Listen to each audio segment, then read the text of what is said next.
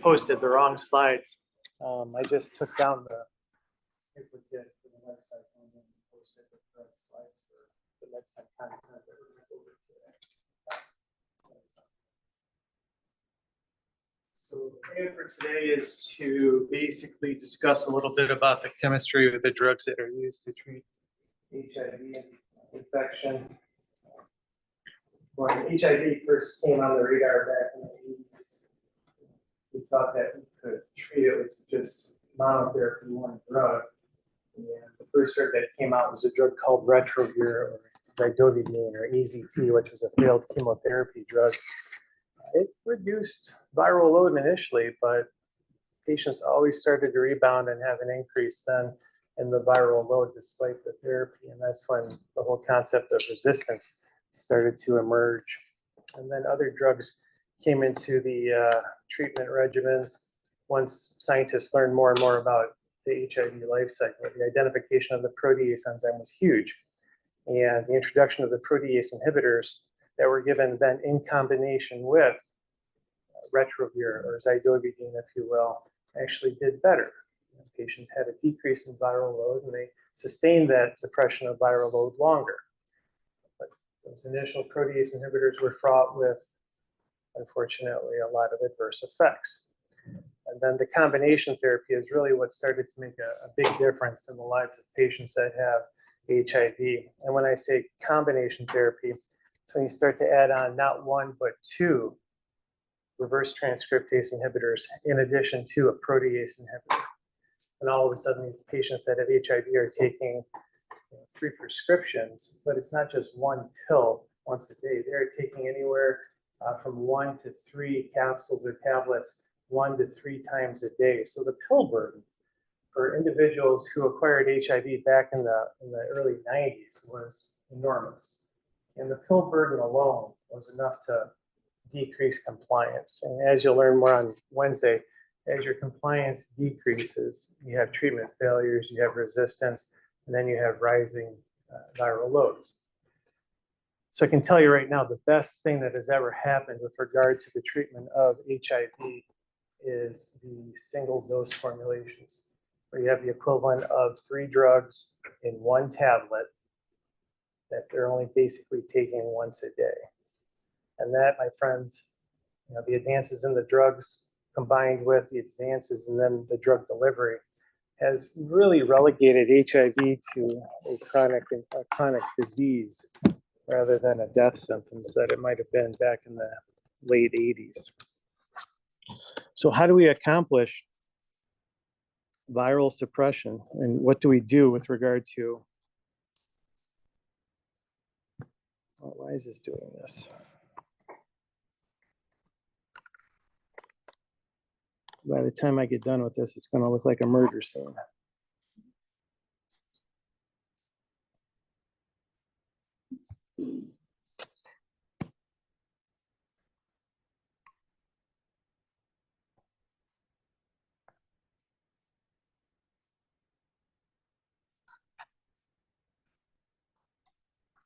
So here's my objectives. This is what we want to accomplish then for my time with you this morning.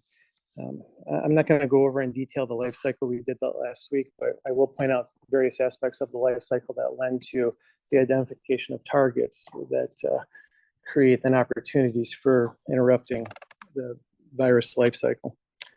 The molecular targets, again, if you can understand the virus and understand the proteins or enzymes that are unique to the virus, then you can understand why we use what we use. And when the virus has common physiology, so to say, or common mechanisms, what is it about the drugs that we're using to suppress the virus?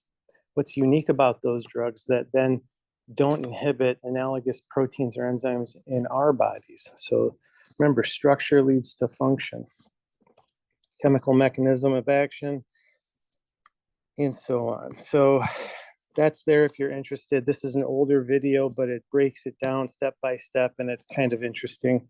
If you want to review that. That's up to you. All right, so with regard to drug targets, I mean, intuitively, it sounds like a good idea to start talking about drug targets from outside the virus as it makes its way inside the cell and replicates, and then maybe even starts to bud. And that's how I have approached it in the past. But what I'm really starting to realize is that starting here, while it's intuitive, these drugs that affect entry and fusion are some of the last drugs to ever be used for the treatment of HIV. So I'll still do it today, but I'm just going to tell you right now, these first two drugs that I'm going to talk about, in addition to a couple of others that Dr. Astry might mention, I doubt you'll ever encounter those because those are for treatment experienced patients who have progression on standard therapy. So they have resistant viruses. After we mention these drugs, we'll get into the reverse transcriptase inhibitors and the integrase inhibitors. Those are the backbone. Those are the most important drugs that we have right now for contemporary treatment. The protease inhibitors, they're not gone, they're not extinct. There are still a couple that are used, albeit rarely. They're only used in certain circumstances. I'll tell you a little bit about their structure and why they work, and then that'll probably round out the day, okay, for me. Okay, so we're starting on the outside, right? And as you recall from last week, when the virus enters the body, it's going to start to circulate around and look for a particular cell type. It wants a CD4 positive T cell or a CD4 positive immune cell. That's its homing beacon, the CD4 molecule.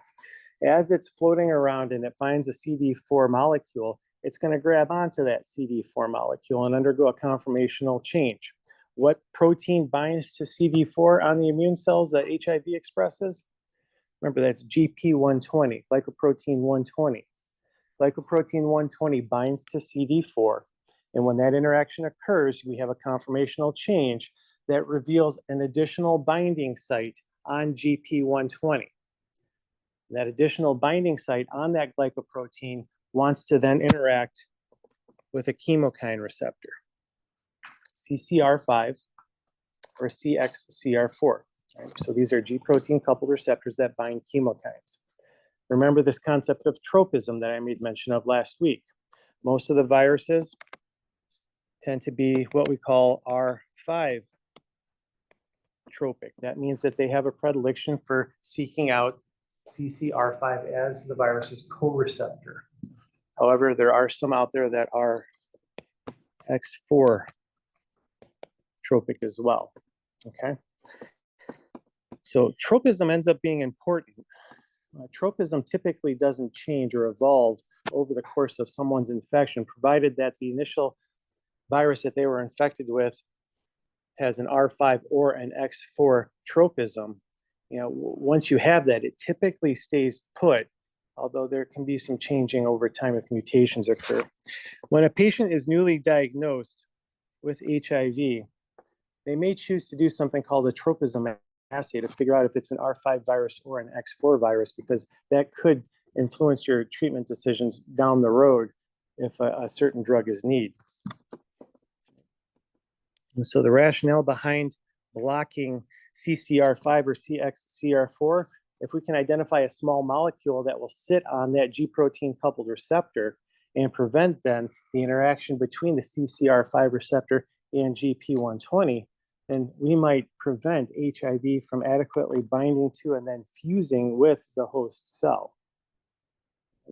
So chemokine antagonists were discovered and brought to the market for this purpose. And the drug that is currently available, I've only seen it used maybe twice. It's called Maraviroc, or Cellzentry is the trade name. Right? Maraviroc or Cellzentry is a small molecule that has affinity for CCR5 receptors. And you can see here a rendition. If this red line that I'm drawing right now represents a portion of the CCR5 receptor, Maraviroc has the ability to come in and sit down on this aspect of the receptor and engage in a variety of H bonding interactions, some ionic interactions, additional H bonding interactions, and then a variety of hydrophobic interactions as well. And the composite of all of these interactions lends to this molecule binding very, very tightly to that receptor, okay? And as evidenced by some of the assays that have been done over the years, and early on, in fact, during the approval process for this drug, the IC90 value, the concentration at which 90% of the virus is inhibited, right, was investigated in these 4 analogs. This bottom one, number 17, actually represents the subgroup that you see in Moraviroc. Over here, this R group is replaced by any one of these 4 molecules. And this difluorocyclohexyl group, number 17, is Moraviroc. So Moraviroc has a listed IC90 value of 2 nanomolar. 2 nanomolar. I mean, if I made a drug that had an IC90 value of that, that'd be amazing. Heck, if it had an IC50 value, I'd be skipping all the way across campus. Doesn't happen very often for me anyhow, but anyhow, 2, that's very, very low. But what about this molecule, this cyclopentyl group, instead of the difluorocyclohexyl group? It's also got a very, very low nanomolar activity. 8 and 14, well, you kind of set those off to the side for now because, well, they're just not as potent. But then you kind of look over at this particular confounder. We have something called hERG channel inhibition. What's the hERG channel? H-E-R-G channel. Is anybody familiar with that? Have you ever heard of that? And so hERG has got kind of an interesting name. It's an acronym for the human ether agogo gene. And it's actually a potassium channel that's expressed in your cardiovascular tissue, and it's responsible for repolarization. Right, so it's an inward rectifying potassium channel. And certain drugs intentionally block this to prolong repolarization for the purposes of maybe some cardiovascular arrhythmias. But the last thing you want to do is give a drug to treat an infection and have it prolong the QT interval. Prolong it, and you prolong it, and you prolong it, and then all of a sudden you're on another drug that's prolonging the QT interval. The next thing you know, you have an arrhythmia, a life-threatening arrhythmia. Fluoroquinolones would definitely have an effect here. Okay? Some are worse than others, right? But as a class, you get worried about a fluoroquinolone on top of somebody that's taking amiodarone, somebody that's taking ziprasidone, some of these drugs that have a profound effect on the repolarization. Okay, so if your patient's on a fluoroquinolone being treated for an infection and they're also on this particular drug for HIV, you get a little bit worried here. Okay, that's one of those red flags in my opinion. But 30% at 300 nanomolar. So again, too, that's a much higher concentration that you would see clinically, but it happens. 18% inhibition, 14% inhibition. Cellzentria Moraviroc did not bind to the that potassium channel, so we don't really worry about prolongation of QT. So when you start to wonder why use one drug, or why did one company make this drug instead of this drug? Well, if they're the same with regard to potency, maybe the propensity then to cause adverse effects or the liability that rests can drive the decision on which one to do or which one not to do. So as I suggested, I think this is a really interesting drug. The downside is that it is reserved for individuals who have treatment-resistant virus, people that have been on antiretrovirals for a long time. It is oral, it's orally available, so it's convenient, but my guess is that given where we are today with HIV treatment, you probably won't encounter this one. And during the studies, it also suggested it's pretty well tolerated. So again, too, if you can take a drug that suppresses a virus and it doesn't make you sick or make you feel like crap, you're going to be more inclined to maintain adherence to it.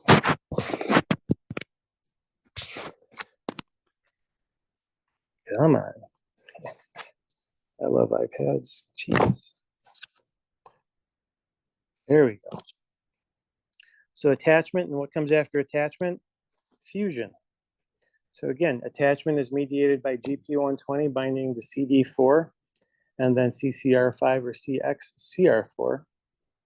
And after GP120 binds to those receptors, a conformational change again occurs, then revealing another glycoprotein that the virus has called GP41. And GP41 is kind of like the harpoon, if you will.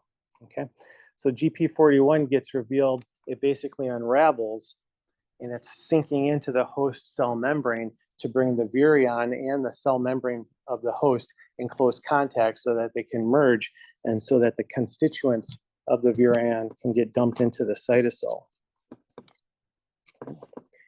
And here's an interesting picture.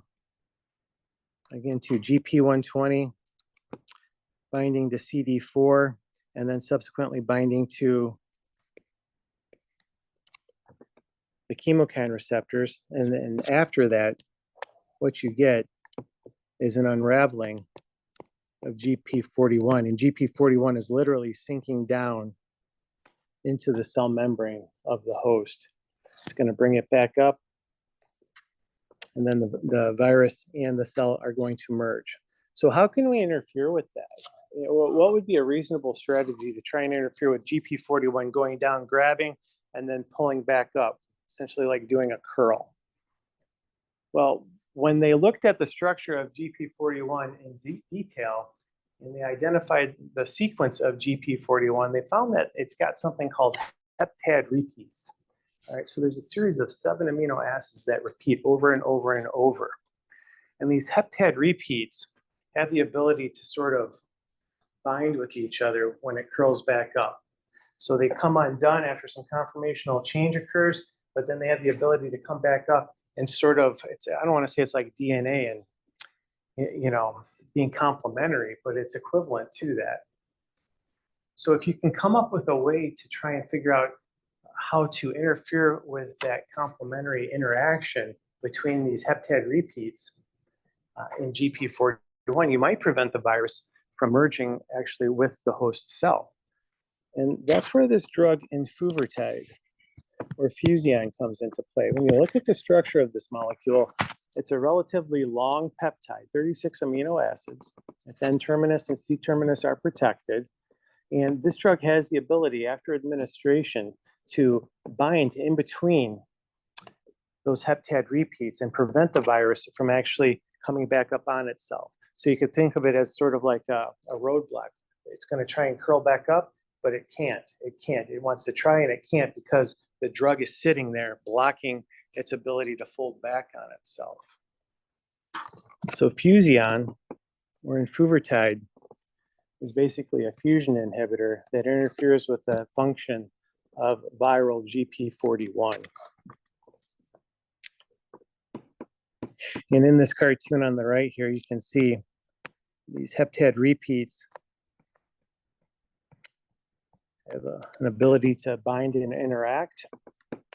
But when you stick in enfuvirtide, which is meant to be represented by this yellow rectangle, if you will, that interaction is blocked, and this particular phenomenon is unable to occur. Again, too, where will you see Fusion? Where will you see this drug being used? It's been reserved for treatment-experienced individuals that have resistant virus. The other problem with this drug is that it requires subcutaneous administration, like twice a day.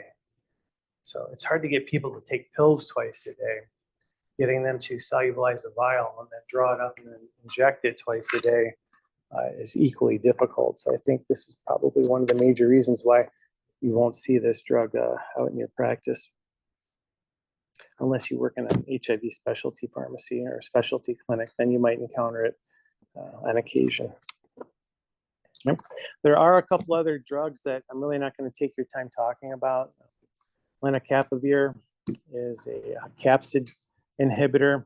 Remember, if you look at the virus, it's got this nucleocapsid, and then there's an outer shell capsid. Lenacapavir inhibits capsid formation. It prevents viral assembly, disrupts viral assembly, virion assembly, so that can interfere with replication. And then there's another drug that Dr. Astar will probably talk about called fostemivir. And fostemivir is a prodrug, and it actually interferes with GP120's binding to host cells. I guess I'll just make mention of them so you can say that you heard of them. But those two drugs, much like the two I just discussed, aren't going to be used in upfront contemporary HIV therapy. You're only going to see those reserved for patients who have advanced disease secondary to mutations. Okay. What you will see, though, in just about every patient that presents with HIV and getting treated is reverse transcriptase inhibitors. So just quickly, by way of review, reverse transcriptase is an enzyme that that HIV brings into the host cell with it, and it has two functions. The first function of this RNA-dependent DNA polymerase is to serve as a polymerase that copies viral RNA into DNA.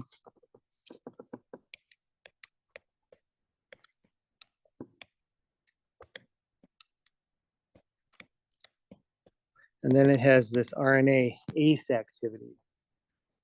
Right? So HIV brings into the cell a single strand of RNA. That's the viral genome. Reverse transcriptase that comes into the cell with that single strand of RNA will copy that single strand into a DNA RNA hybrid. And then reverse transcriptase will also hydrolyze off that RNA. It degrades the RNA so that it can then use that new copy of DNA as a template to make a double strand DNA.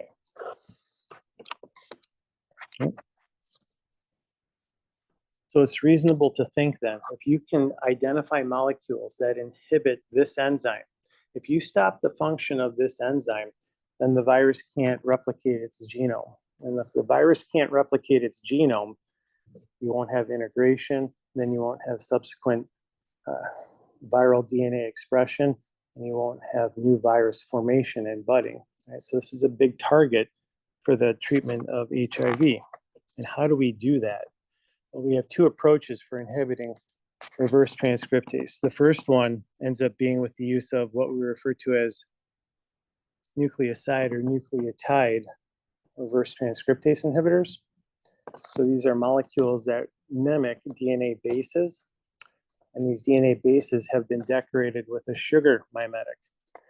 Some of them actually have a phosphate attached to them as well. Those would be the nucleotide analogs. If it's just the base and the sugar, it's a nucleoside analog. And then we have lipophilic molecules, small lipophilic molecules that are referred to as non-nucleoside reverse transcriptase inhibitors. And these drugs have the ability to bind to an allosteric site on the enzyme. And in doing so, what it does is it'll disrupt the active site of the enzyme itself.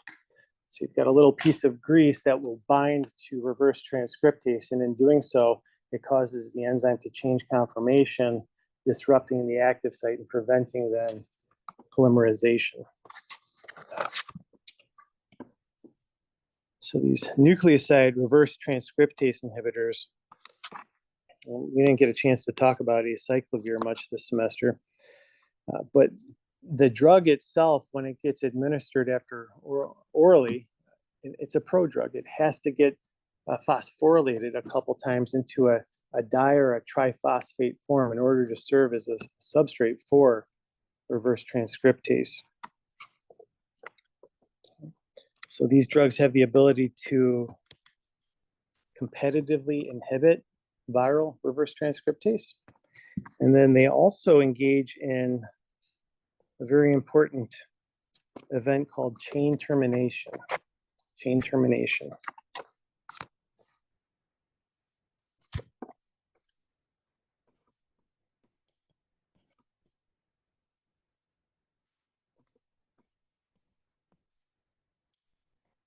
So when you look at the structure of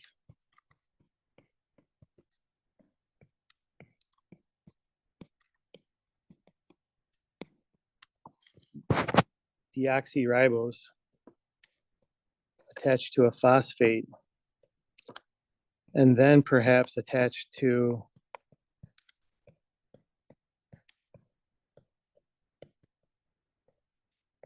your favorite DNA base, you have a 3' alcohol and then a 5' site.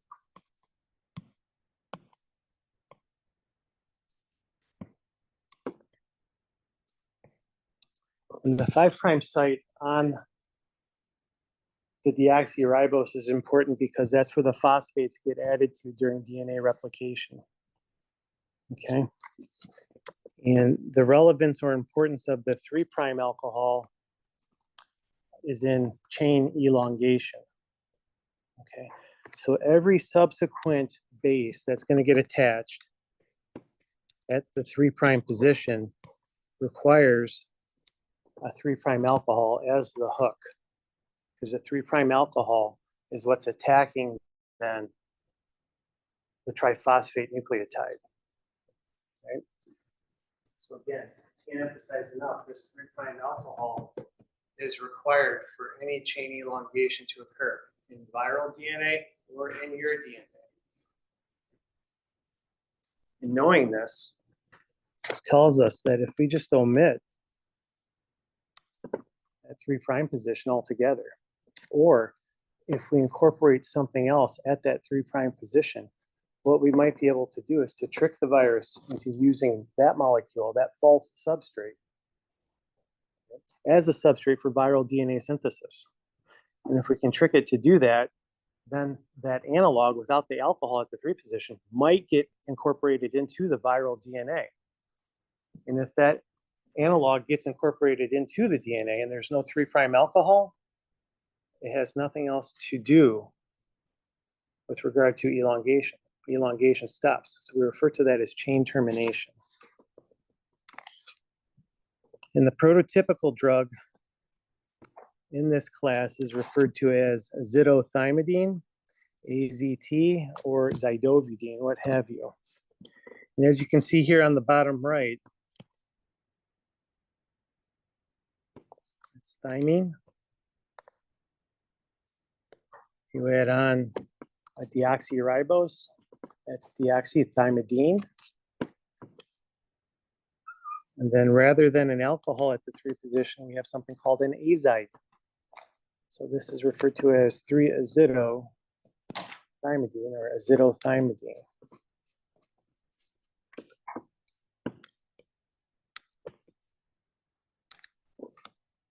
On the left, that's just basically deoxyadenosine, again, emphasizing the importance of the 3' position and the 5' position. The 5' position is obligatory. You have to have that because if you remove the 5' position, there's nowhere for phosphates to get added onto. And the enzyme won't recognize that drug as a substrate, a false substrate. We leave the 5' position alone, but we can do a variety of things to the 3' position or to the sugar ring as well. Okay. So just survey some of these molecules with me for a minute. Up here in the top left of this figure is deoxyadenosine. That's the normal substrate. That's what goes into your DNA, right, after it gets phosphorylated. There have been analogs of deoxyadenosine synthesized and tested and now approved for use in the treatment of HIV. Abacavir, didanosine, which isn't used much anymore, and then tenofovir, right? Tenofovir and then abacavir are part of contemporary cocktails used to treat HIV. They all possess an adenine or analog thereof. And where things really start to diverge or get a little bit different is the sugar mimetic. Abacavir actually has a reduced dideoxyribose, right, instead of a deoxyribose. And then tenofovir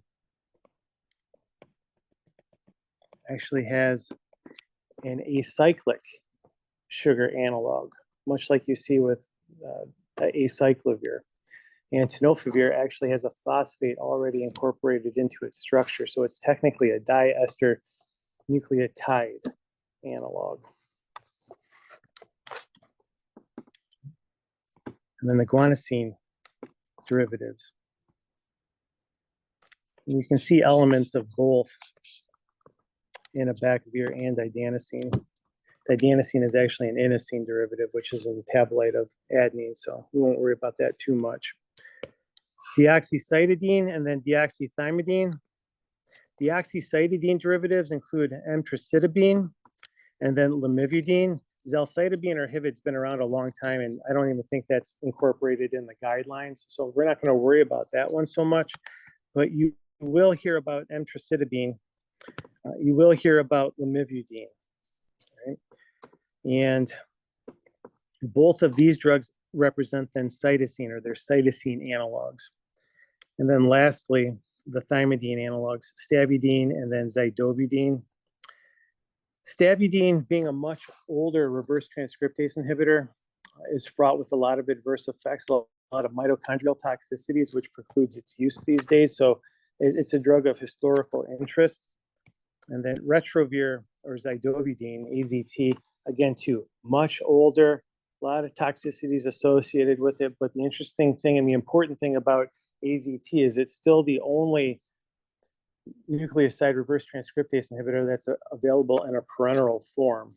And because of that, it still has a role in the treatment of the prevention of HIV transmission during the birthing process in a mother that is positive for HIV. So my question to you guys, something to think about, when you look at these structures, which I have just annihilated with red ink. Question number one, are these drugs chain terminators?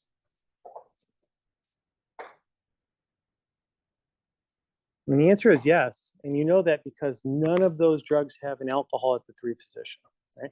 So they are all chain terminators. They all have the capacity to inhibit chain elongation. The other thing to consider too is that these drugs have a tendency to concentrate in virally infected cells. And because of that, they can also competitively inhibit HIV reverse transcriptase. Right? If their concentration is much greater than that of the normal substrates, when it's a competitive inhibition, that which has the higher concentration is always going to end up winning out.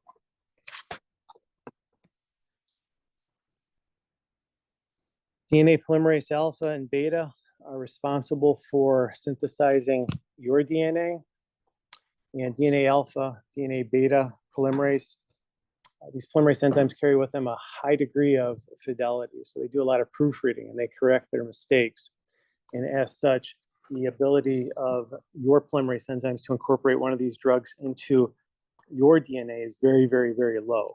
Right? The fidelity that your enzymes have prevents those enzymes from using a false substrate in DNA synthesis. Right? However, you have mitochondrial DNA, and mitochondrial DNA doesn't use DNA polymerase alpha or beta. It tends to use DNA polymerase gamma, and that one's a little bit less gooder with regard to proofreading. Okay, and there's been some mistakes that happen, and the mitochondrial toxicities that are associated with some of these drugs tends to be due to that gamma polymerase enzyme utilizing these drugs or inhibition of that gamma polymerase enzyme. Okay.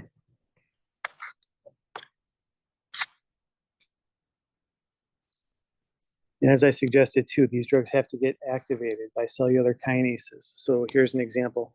3TC is the acronym for lamivudine or epivir. 3-thiocytosine is what 3TC stands for. This comes in a tablet form, and after oral administration, it will get absorbed and distribute. And once it gets into a virally infected cell, cellular kinases will recognize the alcohol at the 5 position and add on a phosphate to convert lamivudine to lamivudine monophosphate. And once the monophosphate is formed, then subsequent kinases will add on 2 more phosphates to make the triphosphate. And then this is the moiety that is required for then inhibition of polymerase and effective chain termination. Okay. Can those phosphates be edited by human cells or by viral cells? Yeah. So this drug actually gets into a CD4 positive immune cell. Okay? And HIV, unlike herpes viruses have a viral thymidine kinase. Right? So a lot of viruses have their own kinase enzyme that they use to phosphorylate substrates for DNA synthesis. HIV doesn't have its own kinase, so it's relying on you to provide that for it. Okay? Good question. What a great target that would be, though, if HIV had its own kinase. I mean, go after that. Right. Just a couple noteworthy examples. You guys have probably seen commercials for Descovy and Truvada on TV for PrEP purposes. And those two drugs that are used for pre-exposure prophylaxis, it's a combination of two reverse transcriptase inhibitors, tenofovir and then emtricitabine. And then the tenofovir component is what varies between the two drugs. And in, gosh, which one is it? Truvada, I think, has tenofovir disoproxyl fumarate, TDF. Right? And the other one has something called tenofovir alafenamide, or TAF. What's the difference? Why are there two different formulations or two different forms of tenofovir? Well, before we answer that question, let's just look at what happens with tenofovir disoproxyl fumarate. TDF by itself, again, is a prodrug. And when you take this drug orally, it gets absorbed and gets into the plasma. And once it gets into the plasma, esterases are going to remove those isopropyl groups. And then after some spontaneous decomposition,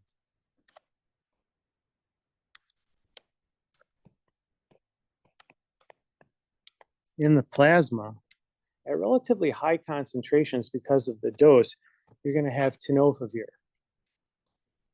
So this is what it looks like after it's been processed by the body. This is what it looks like in order to get absorbed into the body. And then after in the body, after exposure to the plasma and various enzymes, it looks like tenofovir. Tenofovir has the capacity then to enter into a virally infected cell, whereby it will undergo some phosphorylation reactions once or twice typically, to arrive at then the triphosphate form. And then that triphosphate form can go on and competitively inhibit viral reverse transcriptase and engage in a chain termination event, right? Best case scenario. The dose of TDF is relatively high. They have to give a high enough dose of the drug in order to ensure that enough drug is getting into cells of interest, right? Because of that relatively high concentration of drug in the plasma, TDF has been associated with renal impairment. TDF has been associated with a decrease in bone mineralization. So there's some adverse effects associated with TDF, or tenofovir disoproxyl fumarate. It tends to be dose related. Regardless, when you adjust for the dose, it does a really nice job of suppressing viral replication when given with other drugs. Opposite to that is tenofovir alafenamide. Right? Tenofovir alafenamide is also a prodrug. Okay. It looks a little bit different though. So here's what TAF looks like in its oral dosage form. And after oral administration, what's basically going to happen is it crosses a membrane, and then under the direction of a couple enzymes, a couple hydrolase enzymes, in particular something called cathepsin A. An enzyme called cathepsin A selectively processes TAF into tenofovir. Okay, big deal. Who cares? so important about that? What I'd like to impress upon you is that this processing that's occurring right here, where it says rearrangements and amidases, that particular reaction is not occurring in the plasma. Okay? It's not occurring in off-target cells. It's not occurring in the kidney. This hydrolysis reaction and rearrangement is actually occurring in cells of interest.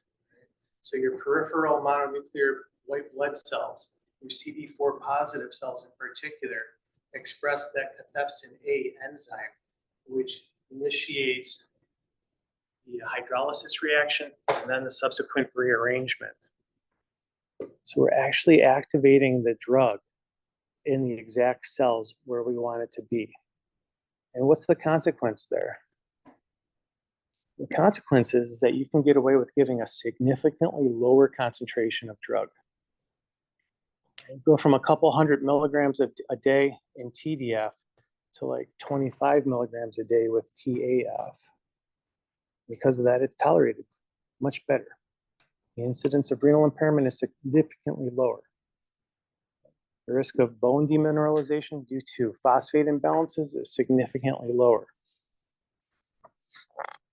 Mechanistically, it's identical.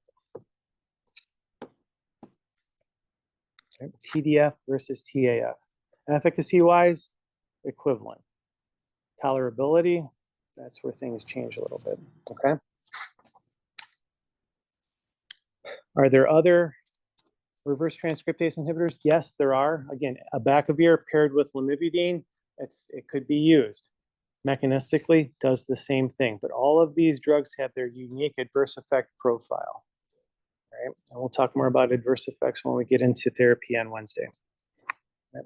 As far as non-nucleoside reverse transcriptase inhibitors are concerned, again, bless you, these drugs bind to an allosteric site away from the active site, and by doing so, they mess up the active site of the enzyme. Right?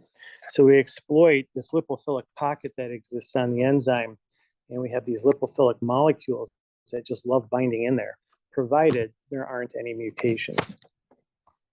Right?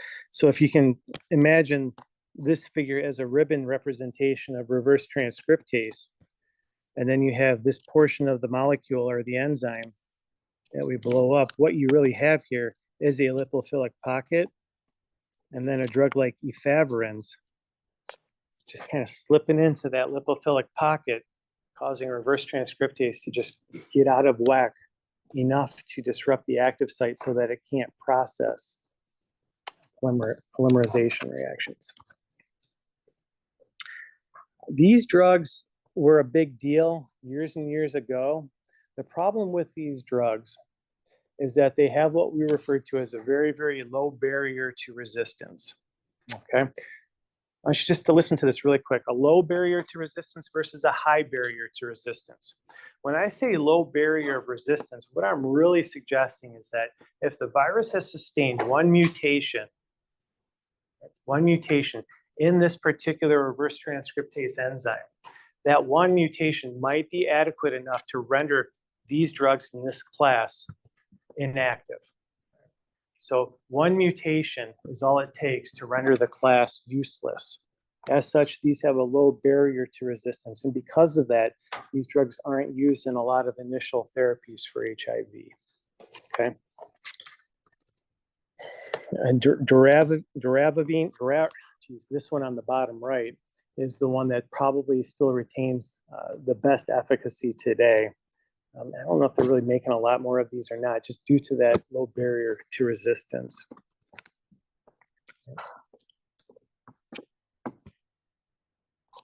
And then this K103N mutation, it's in a hot spot on the viral genome. So that one often undergoes, that codon 103 often gets mutated, rendering the non-nucleoside drugs inactive. Doravirine, that's the one that might be used. Okay. Next up, some integrase inhibitors. I'll just make mention of these very briefly, although I wish I'd spend more time on them. Integration is the key event that leads to long-term infection and latency for that matter. Remember, after the proviral DNA gets synthesized in the cytosol, enzymes, including integrase, will help shuttle that proviral DNA into the nucleus, whereby it gets inserted into the host chromosome. And that insertion event that leads to a stable viral DNA in your chromosome is made possible by the integrase enzyme. So integrase has the capacity to grab onto the viral DNA and also grab onto the host chromosome, induce a double strand break, a double strand nick in the host chromosome, and then religate DNA and repair its nick. And when it repairs its nick, when it seals the breakage, it's doing so with the host chromosome and then the viral DNA. If you were to imagine what the enzyme active site looks like, you've got a couple negatively charged amino acids in the enzyme's active site, a couple of aspartic acids and a glutamic acid. And these negatively charged amino acids are bound to some magnesium ions, which helps to then position and coordinate host DNA and line it up just right for nucleophilic attack by the proviral DNA. So here's the 5' end of the host gene. Here's the 3' section of the host gene. The 3' hydroxyl group and the viral DNA is going to come in and basically attack the phosphodiester bond in the chromosome. And in doing so, you're basically taking a portion of the host chromosome and the viral chromosome, merging them together and integrating the viral DNA into your gene.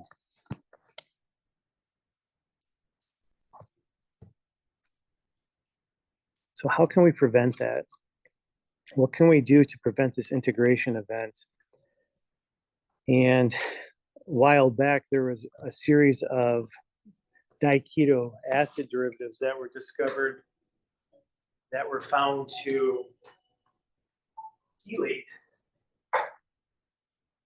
the ions in the integrase active site and prevent them then from interacting with the host chromosome. So when you look at this molecule here, there's two positively charged ions in the active site. And then you have this molecule in this purplish color, and this purplish looking molecule is effectively chelating the cations in the active site. And when it's doing that, it's actually going to then prevent the integrase enzyme from attacking the host chromosome and thereby preventing integration. Don't worry about that one so much.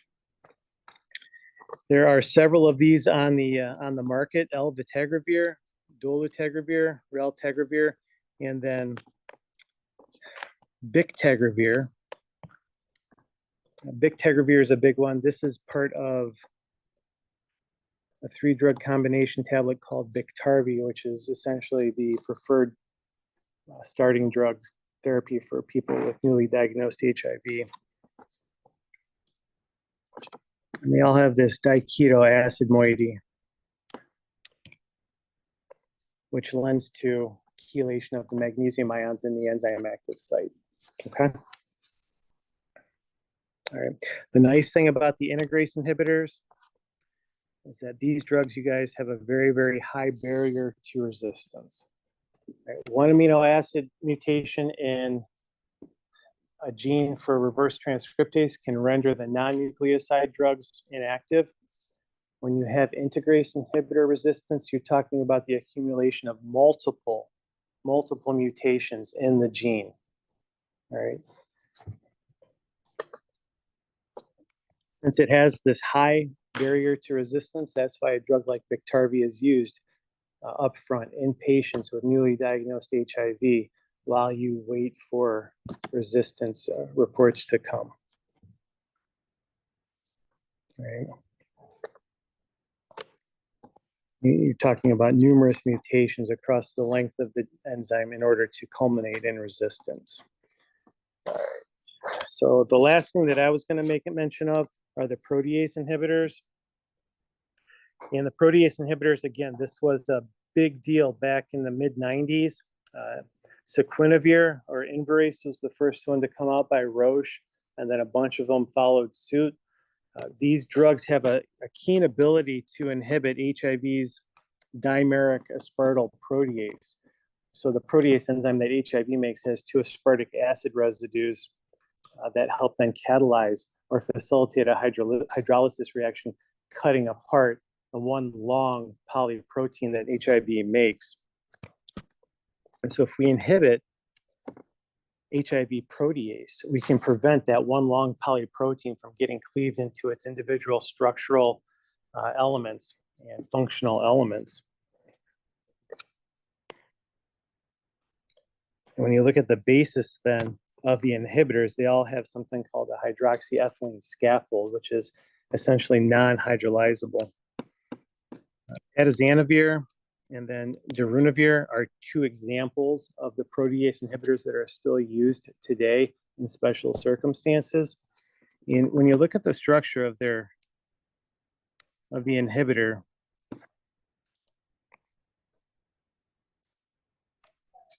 I'll just point out that aspect right there.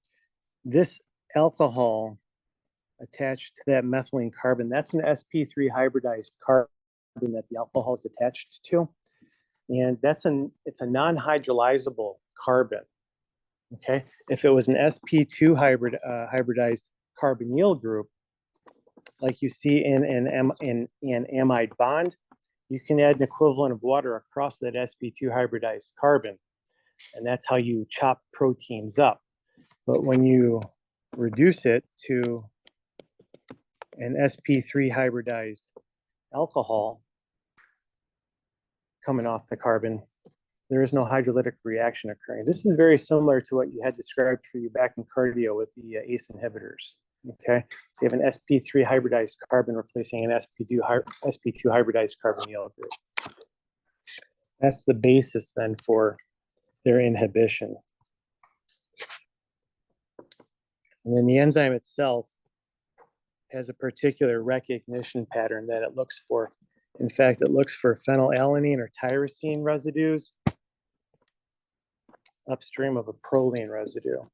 So as the protease enzyme is scanning the polyprotein and it sees a phenylalanine, and then it has a proline, it knows to chop. And then it looks for it again and again and again. It chops and chops and chops.